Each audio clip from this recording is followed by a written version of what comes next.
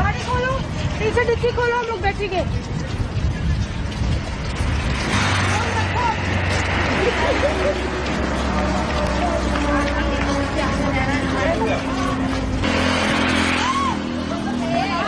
ये बोल रही है वो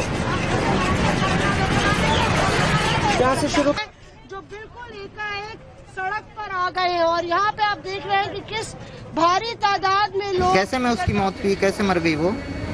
बुखार से। बुखार से जी। कितने दिन से चल के आ रहे थे वहाँ से? 3 दिन में। और खत्म कहाँ पे हुई? ये इधर मधुपाल में। मधुपाल के पास जी। में। तो उसका जो शव है यहाँ तक कैसे लाए बॉडी को? तो उधर से गाड़ी में लाए। और कहाँ गई थी वो? आंध्रा में। आंध्रा? जी। क्यों गई थी? मिर्ची तोड़ने के लिए। मिर्ची तोड़ने के लिए? जी। काम करने के लिए गई थी? हाँ। आप लोग नहीं गए थे? नहीं गए थे। Maybe the face of this 12-year-old, which we are just going to show you, will burn into the memory space of many of us, of the price that a lot of us out there paid during this lockdown. She was a 12-year-old child. Her date of birth is 2008, and all that is left of her today is an Aadhaar number, nothing more. She died 11 kilometers before she made it to her village. She had walked 100 kilometers in 3 days. She was only 12 years old.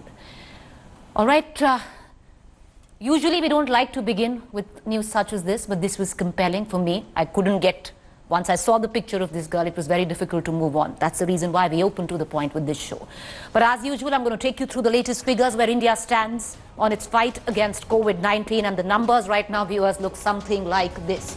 Overall, India cases today stand at 18,985. We've recorded 603 deaths till now. I want to take you through the worst hit states, and Maharashtra continues to top the charts at cases of 4,669, recording 232 deaths. Delhi has come in second with a total cases of 2,081 positive cases, recording 47 deaths. Well, Delhi's had a, if I could call it that, a silver lining. They have not recorded, the city-state has not recorded a death in the last 24 hours. Gujarat, unfortunately, now stands at number 3, overtaking Tamil Nadu with total positive cases of 2,066. And that's the sad part. It's recorded 77 deaths, overtaking the fatalities of Delhi as well. Now, these were figures, viewers, that were recorded about just 20 minutes from now, April 21st. So this is what it looks like on the fight against COVID-19 where India is concerned. But there is also a fight, if one could suggest, going on in one part of the country, which is West Bengal, a political fight, centre versus the state of West Bengal. As the country marks its biggest health crisis in recent history, it is trial by fire for our state administrators with one motive: flatten the curve. One state that was expected to see a big surge of positive cases due to its population, due to its density, did not go down the predicted path. The state of West Bengal has only but seen a conservative rise. Is this really good news, fabulous news, or the state government has been able to contain the spread, or is it an attempt by the state to hide figures? Well, 2 teams by the centre were sent into West Bengal to basically take stock of the ground situation. Earlier on, they were not allowed to move by the state of West Bengal, later given permission. But this is how things stand between the centre, the state of West Bengal, and the fight against COVID-19.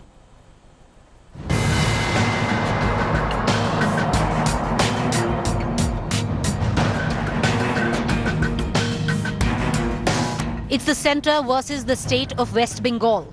With an electoral battle in the offing, the battle against COVID-19 has turned highly political in the state.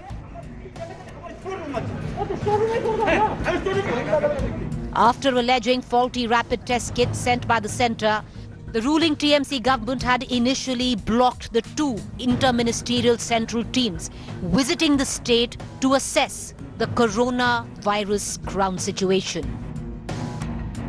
We also met the Chief Secretary last evening at 6 p.m. at Navarna, where we were assured that today we will again have a meeting and we will be going out for taking around. But today we were informed that there are some issues. আমরা মনে করি যে আমাদের সঙ্গে যোগাযোগ করে আমাদের কাছে এসে কথা বলে আমাদের কাছ থেকে ব্রিফিং নিয়ে তারপরে যদি প্রয়োজন হতো ওরা ফিল্ডে যেতেন, কিন্তু এমন ভাবে মনে হচ্ছে যে আমরা কিছু লুকোচ্ছি, নেমেছেন এয়ারপোর্ট থেকেই সরাসরি ফিল্ডে চলে যাচ্ছেন, এটা কিন্তু আমরা মেনে নিতে পারছি না। By Tuesday evening, the central teams were given permission by the West Bengal government, but the battle lines were already drawn. When a day earlier, Mamta shot off a letter to Prime Minister Modi, calling the sending of central teams a breach of protocol and alleging attack on federalism, stating that the central teams had kept the state in the dark about its actions. She is actually disrespecting the federal structure by thinking that the center is going to just be a mute spectator to everything that is coming out in the public domain about the apathy of the health condition and health status in West Bengal, and how she has created bureaucratic firewalls through which medical reports, death reports needs to pass through for the people to know whether a death has really been a COVID death or not. The Home Ministry also hit back at the West Bengal government, alleging non-cooperation. कि पश्चिम बंगाल में जो टीमें कोलकाता और जलपाईगुड़ी गई हैं, उनको राज्य सरकार और स्थानीय प्रशासन से सहयोग प्राप्त नहीं हो रहा है। ये आपदा प्रबंधन अधिनियम 2005 के तहत जारी केंद्र सरकार के आदेशों का उल्लंघन है। The pandemic might have still not peaked in India or in the state of West Bengal, but politics over it is at an all-time high, placing the centre and the state in an eyeball-to-eyeball confrontation. It all began as political sparks flew when the number of deaths initially reported in the state was scaled down from 7 to 3.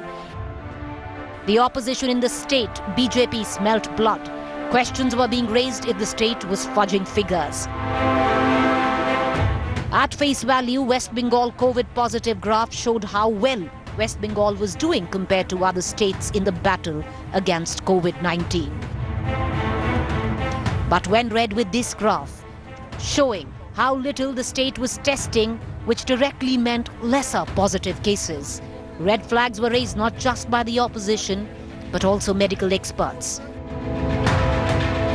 which then resulted in opportunity to send central teams to the state of West Bengal by the centre to gauge ground situations in certain districts, some which till now have no positive cases reported.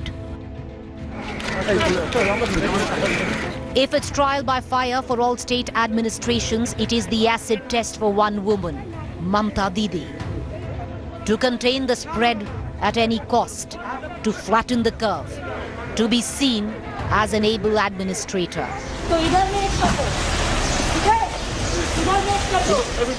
All at a time when she is less than a year from an election in her state.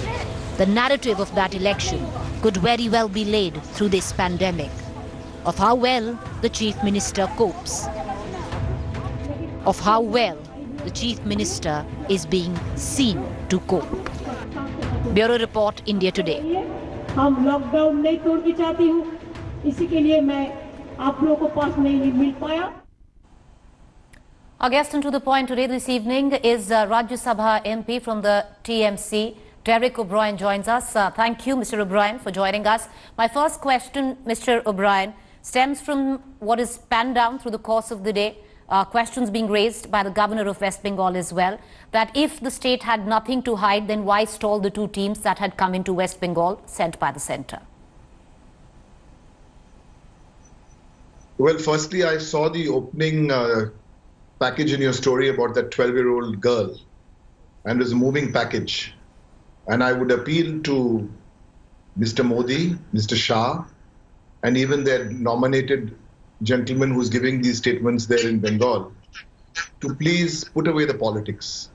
Listen to these stories. See what is happening on the ground. And let's not get political, because if we're going to start quoting West Bengal governor, who is a nominated spokesperson of the central government, it's very sad. Nobody wants to fight here. You're telling me, why didn't West Bengal allow them in? If your central team arrives at 10 o'clock in the morning on a cargo flight, and at 1 p.m. the chief minister of the state gets a call from the home minister, is that par for the course? Is that federalism? Is that protocol? Is that what's written in the constitution? How have you chosen these 7 districts in Bengal? There's no need to shout or scream. Tell us how you chose the 7 districts. It's a very simple question we have to Mr. Modi and Mr. Shah. Tell us, did you use some scientific data? Did you know that on April the 2nd, Kalimpong had its last COVID case? The Ministry of Health said there are no COVID cases now for over 15 days. Now you go and include that district. April 2, April 4. April 4, Jalpaiguri had its last case. These are districts in Bengal. Last case on 4. Now you've gone and sent a central team there. What for? To get good governance ideas, best practices ideas from Bengal, or do you have some other motive? Darjeeling, again, last case some while ago. So these districts you've included. Why have you included these districts? We don't want to fight with you. We don't need to fight with you because our priority is only one. Politics will come after Diwali and after winter Christmas. Now it is fight Corona, and all the states together are fighting Corona. If all the states are going all out and fighting Corona, then why is the center trying to fight somebody else? Why are they trying to fight the states? Let me give you numbers because this is not the time to be rhetoric. This is the time to be focused on bringing down this Corona. Bengal has in 7 districts, you've given the numbers, all Bengal is 300. Gujarat, you've given it in your opening report today, about 2,000 cases. You didn't send a ministerial team to Gujarat. You didn't send a ministerial team to Tamil Nadu with about 2,000 cases. You didn't send a ministerial team to Uttar Pradesh. This is a coincidence. Okay, we'll give you the benefit of the doubt if you want to say it's a coincidence. Is it a coincidence? We need to look at it. And even in the states which you've said about opposition, there's no opposition state. There's no government state. No. Everyone has to be in this together. Is Bengal perfect? Of course, Bengal is not perfect. Yes, Bengal and Kerala were among the first movers. We've done a lot of things right. But we are not so complacent. We're not so arrogant that we think we know it all. We're all learning together. And we know what we've done right. We know what we've done right. And we're happy. We're not here to sit down and tell you now on April the 20th that you didn't listen to us from March 5th, that you sent us only 40 kits, that today we've got to know from NICET that the kits are fake and they've gone back. We don't want to raise these issues. We need to protect the crores of people in Bengal. Why we need to protect it? Only for one reason. Because they have elected one woman to be the chief minister of the state. Nobody has nominated her. She's nobody's lackey. She's doing whatever she can with a full team. We're putting out everything what we are. And I'd appeal to Mr. Modi and Mr. Shah to see sense, to look at the report you've put out in the beginning, and we'll resolve this together. Mr. O'Brien, you talk about those 6 districts which have randomly we're going to put out those graphics there of all those 6 districts that have been put across and these teams are being sent. Now, these same teams were sent to the state of Rajasthan. They were sent to Maharashtra as well. Now, they were welcomed there. In Rajasthan, as we speak, these teams are, aiding in terms of distribution of rations. The question that is being raised is, if the center wants to help, why is the state blocking it? We'd love the center to help. But now, since you've asked me a specific question, let me go to those states. The state is not blocking it, but we have to follow a certain protocol. You can arrive at 10 o'clock in the morning, call up the chief minister with your border security force, not even informing the state government, and 3 hours later you call up the chief minister, and then you expect her to be waiting with Nimbu Pani and all her officials to welcome you. No, that's not how federalism works. But let me answer the question about the other states. Yes. Rajasthan welcomed it. Very good. They must have been given advance notice. Rajasthan, 1 district. I'll give you numbers because this is not the time to faff around or put up a class from a WhatsApp university. The Rajasthan numbers in that 1 district of Jaipur had 1,500 cases. Yes, they may have needed some central assistance. Good. Maharashtra, in 2 districts of Mumbai and Pune, had 4,200 cases. That's a lot of cases. In Madhya Pradesh, in 1 district of Indore, there were 1,500 cases. And let's not go to Gujarat and Tamil Nadu and Uttar Pradesh, I've told you. What about my state of Bengal? In 7 districts, about 300 cases. So you cannot be comparing state to state. You cannot. Just because Bengal had a first mover advantage, just because Bengal set up 580 quarantine centers or safe homes where you got off a plane and you went straight into the quarantine center. So 70,000 people went in there. Just because Bengal have a new capacity now of 7,000 beds in 66 COVID hospitals, just because Bengal has the most hospital beds to 1,000 population in the whole country. We have 2.5 beds for 1,000 people. Just because Bengal put out 8 crore people and gave them rations, and glad other states are doing it. Just because we've taken all these proactive measures, don't do the politics now. I'm saying we will fight you in election. But Mr. We will fight you. You send up all this, but hold it till Diwali, hold it till winter, and then you can do all the mudslinging. Because we warned you from the 5th of March, 6th of March, Mamta ji called a press conference. 5th of March, please look at the footage in Parliament. I'm not here to blow my own trumpet of Trinamool. Look at the footage in Parliament. Find out who on the 5th of March wrote to the centre saying, stop Parliament, call the parliamentary committees together, and let's discuss how to handle. You go and call a 21-day lockdown with 4 hours notice, and now you have the gall to send somebody to check out what's happening in Bengal. Yes. Okay. Maybe it's a good idea you send somebody to Bengal. Good. Send them to those districts where you will learn best practices and good governance as to how to do this. And let me make it very clear, Bengal is not perfect. No state is perfect. Our testing numbers, yes, you will see. Testing numbers, we only had 2 testing centers. We wrote to the center. Now they approved. We've got 5 more testing centers. 2 plus 5, 7. Everything has already fallen into place. And on testing, of course, the numbers. Listen, this is not a match where we have center on one side and states on the other side. No, this is not a Ranji Trophy match where you put up numbers every day. We have to win this together. Okay. All right. Okay. My final question, Mr. O'Brien, and I'm going to read it less, there, is, you're saying that the state is doing beautifully. Your numbers are suggesting the same, though a question that has been raised constantly is you're just testing, to 1 million. Per million, you're testing 61, while most states are testing over 200 people. But having said that, if there is so much transparency and West Bengal is doing so well, then it's better that these teams come in and actually get a picture of what's going on. Yes, 2 parts to your question. Let me answer about the teams first. You're more than welcome to come to Bengal, but please come in the protocol. Do you think it's okay? People who are watching a program, it's okay. Chief Minister gets a call at 1 p.m. and the team comes at 10 a.m. in the morning on a cargo plane. That's okay, is it? The state administration doesn't need to be informed? No, this is okay. Is it fine? This is like, it can happen like this. There's a system. The Disaster Management Act also follows a system. BJP is talking, and I've heard some spokespersons today talking about Section 35. Please read Section 35 along with Section 40. We can discuss that in the next few days. Now, what is the other one you asked me? What is the other one you asked me? Testing only 61 people per million, while most states that we're talking about are testing over at least 200 to 300. Ms. Chowdhury, let me give you the picture on testing. Who supplies the testing kits? Who orders the testing kits? Hear me out. This is not here to fight or do politics. Who supplies these kits? Who orders these kits? At the end of March, the center had ordered kits and distributed to 5 states. Good they went to those 5 states because those 5 states needed it the most. You know how many kits Bengal got by the end of March? Not 400, not 4,000. 40 kits. 40. That's point 1. If I have 40 kits you give me, I can't order the kits at that time. What can I do? Number 2, ICMR gave us guidelines saying you cannot test asymptomatic patients. Only if you have a cough, fever, you can test them. We followed those guidelines. Then ICMR, in their wisdom, correctly changed their guidelines. So we did that.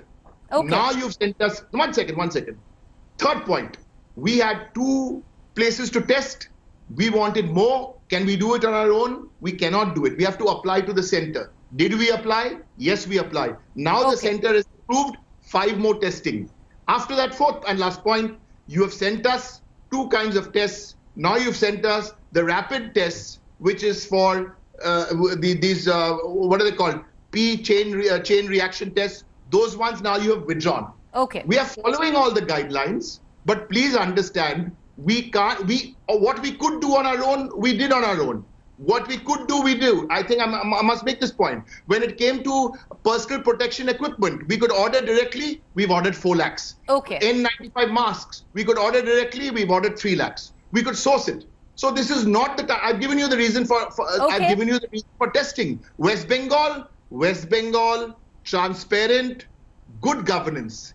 If some people feel that now because this is the way to run down the people of West Bengal and the leadership of Bengal, I'm going to encourage them. You please do it after Diwali and do it in winter. All right. Don't now. Now lives are at stake. All right. Okay, Mr. O'Brien, appreciate you joining us. Thank you for giving out that clarification.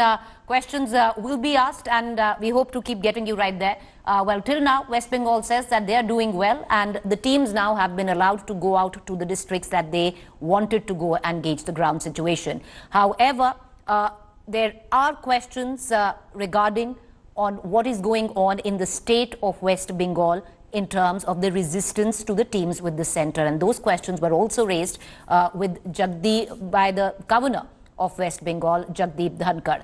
Governor Dhankar is right now joining me on India Today. Appreciate you joining us, sir. My first question, and right off the bat, I want to ask you. Today, Governor, your office by the West Bengal government is being accused of being a political tool to the centre. The government of West Bengal has not communicated with me at all on this count. For the last 8 months, government of West Bengal has sent no communication to me. For the last 8 months, government of West Bengal has thoroughly defaulted in sharing with me documentations that are required to be shared in terms of rules of business. Attention of Chief Secretary was invited, and I told him this is very serious lapse where officials may have to go. And his response was, if that be so, perhaps most of us will be out of job because non-compliance was 100%. Can you imagine a governor not being informed of anything at all? His communications to the Chief Minister go unresponded. They are raised on critical issues. If I invoke a constitutional provision to seek some information, that is not forthcoming. She is not acting in accordance with the Constitution. I have pleaded with her repeatedly. Whether it is governor or chief minister or anyone, a constitutional functionary cannot be law unto oneself. In a democratic process, not permitted. I have always been in affirmative mode. My approach always has been to be first servant of the state, to cooperate with the government, and I have cooperated with the government by crossing the line. I have taken steps whenever government has suggested to me that we are in some kind of a bind. But surely what they have done, I would not narrate, should not have been done. I would appeal to her through you. It is high time we abide by the Constitution. Governor, now the government of West Bengal says that they even wrote a letter to the centre stating that, this was trying to come down on federalism and, the centre was not following protocol and the teams that have been sent in to West Bengal were sent without any intimation at all to the state government. One letter which has come in public domain on 10th April, Union Home Ministry wrote a letter. Everyone in the state of West Bengal, horizontally and vertically, I am in touch with them, have appreciated. They for the first time thought there is some savior for them. The 3 issues that were noticed in that letter are ground realities. Lockdown protocol was being diluted. Social distancing was not observed. Religious congregations were being allowed under the very nose of the police. If that be the situation, we are risking the lives of the people. That letter has been widely acclaimed by the people at large. I had indicated when the Chief Secretary for the first time and the only one to see me so far on 8th April, all these issues. I had flagged these issues very seriously. Can you imagine video after video, newspaper report after newspaper report indicating dilution of protocol, religious congregations taking place, and you are licensing non-essential items Markets are being flooded. I have requested them, disable your political antenna. No politicking at this time. No vote bank politics at all. What a pain it was for me. Nizamuddin Markaz incident shocked the entire country. Its impact is being felt. Cascading impact is being felt all over. All states are in high alert. In the state of West Bengal, we have no idea. No idea at all what is happening. I have invited attention to this. When in a press conference, a journalist asked Chief Minister about this, you know what was her response? You'll be surprised, amazed. Don't ask communal questions. I don't know what is communal about it. The entire country is being put to risk. We need to identify them. Other states have done it. We are not aware of it. So that is the approach. This politicized approach can only weaken our battle against COVID-19. Another charge, Governor, today that the West Bengal government is making is that you are directly communicating with the bureaucracy. You completely circumvent the government. Mamata Banerjee is looking for alibis where there are none. And she has to introspect within. Can you please spell out for my benefit which bureaucrat I have approached? One, just one. My all communications are direct to the Chief Minister. I do not write to any bureaucracy. I don't call bureaucrats. If that be done, it is to be done through the office. They have their channel, which is rationalized all over the country in a mechanism. Therefore, the input you are getting, I would only urge with respect, is not factually properly premised. Mamata Banerjee, on the other hand, has a fleet of ministers who day in and day out speak against the governor. I don't have to tell you, you can go to them. They are on rampage. They talk the way they like. If I have taken to tweeting, it is in public domain. I would urge you, go through each of my tweets. If you find any exception to that, if you find I have gone beyond constitutional prescriptions, I would be happy to correct myself immediately. I will make an earnest appeal to you. We are in a great battle. This battle is being fought under unified command. That unified command is Indian Prime Minister. Indian Prime Minister has, in a visionary manner, led it. The world has acclaimed it. The response of the government here, I have reminded them severally, we must be in the same line, on the same wavelength. On 22nd March at 5 p.m., clapping was there. For whom? Health warriors, those engaged in essential services. They are exposing their lives for our betterment, for betterment of the people. Mamata Banerjee was not clapping. Her ministers were not clapping. Her party one were not clapping because your Modi call. It was call of the Prime Minister. Well, Governor Jagdeep Dhankar, appreciate you joining us.